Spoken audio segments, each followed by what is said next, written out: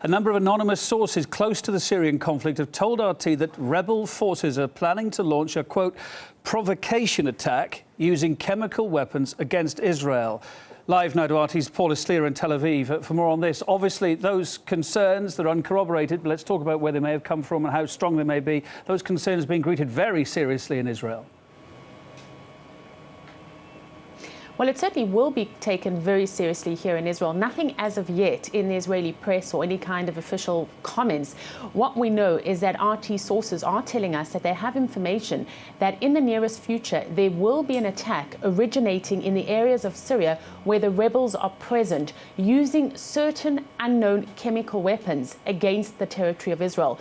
Now, there are two important points I want to make. The first is that we are being told that these attacks will originate in territory that is being controlled by the Assad government. So what this clearly means is that the blame will go towards the Syrian regime. But on the other hand, it will be attacks that will be carried out by the Syrian rebels.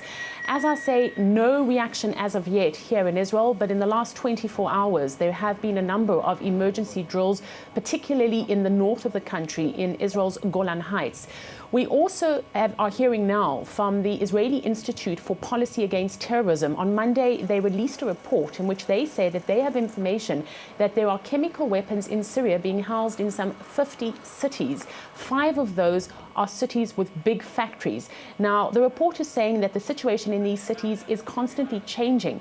So what this means is that sometimes the rebels are in charge, sometimes Assad's forces. And the conclusion is that there is the possibility that the rebel fighters will be in control of these weapons if and when these cities fall to their hands.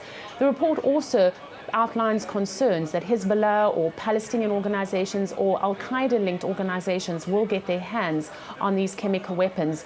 Israel, of course, is very, very concerned about any kind of attacks on Israeli territory that will emanate from Syria. In the past, it has struck Syria at the time it said to prevent weapon delivery to Hezbollah. Of course, it's common knowledge in Israel and elsewhere that this country benefits from Assad being in power. Otherwise, Israel would have to face a whole host of characters who ultimately are going to be worse than Assad himself. Although officially, the Israeli point of view is that it is not involved inside Syria. But speaking to people here inside Israel, the Israeli point of view, by and large, is that the lesser evil is for Israel to coexist with the Assad regime. And of course, this is something that Israel has been doing for a few years. The alleged use of chemical weapons by the rebels is not something new. We've seen these allegations coming forward in the past.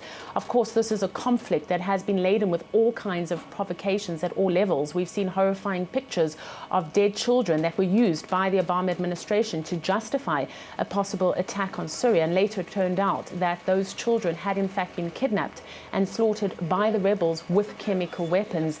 Israel, of course, will take very seriously these latest claims that rebels are planning a major provocation to strike Israel from the territory currently being controlled by the Syrian government. All right, Paula, thanks for the update there from Tel Aviv. Paula Slier, our Middle East correspondent.